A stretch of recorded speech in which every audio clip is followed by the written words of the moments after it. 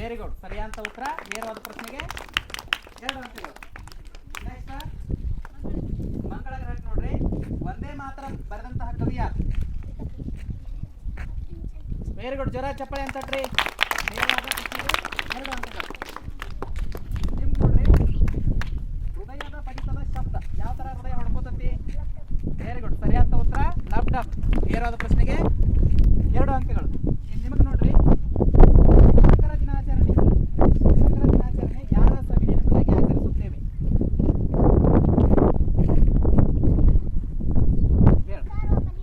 Very good, ಸರಿಯಾದ ಉತ್ತರ. ನೇರವಾದ ಪ್ರಶ್ನೆಗೆ 2 ಅಂಕಗಳು. ಇನ್ನು ನೋಡ್ರಿ, ಶಿಕ್ಷಕರ ದಿನಾಚರಣೆ ಆಯಿತು. ಇನ್ನು ಮಕ್ಕಳ ದಿನಾಚರಣೆ ಯಾವ ವ್ಯಕ್ತಿಯ ನೆನಪಿಗಾಗಿ ಆಚರಣೆ ಮಾಡ್ತೀವಿ? ಕರೆಕ್ಟ್, ಚೆನ್ನಾಗಿ ಹೇಳು. ಜವಾಹರ್ಲಾಲ್ ನೆಹರು.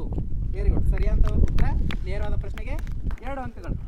ಇನ್ನು ಕೊನೆಯ ಪ್ರಶ್ನೆ ಯಾರಿಪ್ಪ ಅಂತಂದ್ರೆ, ನಿಮ್ಗೆ ರಕ್ತ ಕೆಂಪಾಗಿರಲು ಕಾರಣವಾದ ವಸ್ತು ಯಾವುದು? ವೆರಿ ಗುಡ್, ಹಿಮೋಗ್ಲೋಬಿನ್ ಅನ್ನೋ ವಸ್ತುವಿಂದ ಏನಾಗಿರ್ತೈತಿ? ರಕ್ತ ಕೆಂಪಾಗಿರ್ತೈತಿ. ನೇರವಾದ ಪ್ರಶ್ನೆಗೆ 2 ಅಂಕಗಳು. ಜೋರ ಚಪ್ಪಳೆ ಅಂತ ಅದು ಕೂಡ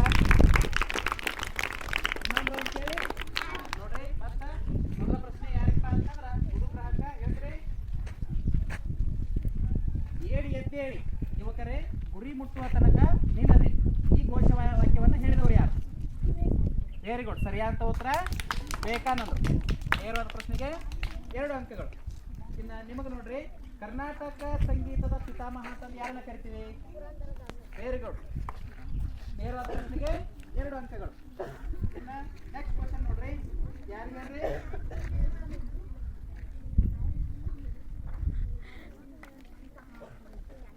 ಇದು ಮಂಗಳ ಗ್ರಹ ನೋಡ್ರಿ. ಭೂಮಿ. ವೆರಿ ನೋಡ್ರಿ, ಭೂಮಿ ನೋಡ್ರಿ. ಭೂಮಿ ತಟಕ ಪ್ರಶ್ನೆ ಏನಂತಂದ್ರೆ, ನಮ್ಮ ರಾಷ್ಟ್ರಗೀತೆಯಲ್ಲಿ ಎಷ್ಟು ಸಾಲುಗಳಿವೆ? Very good,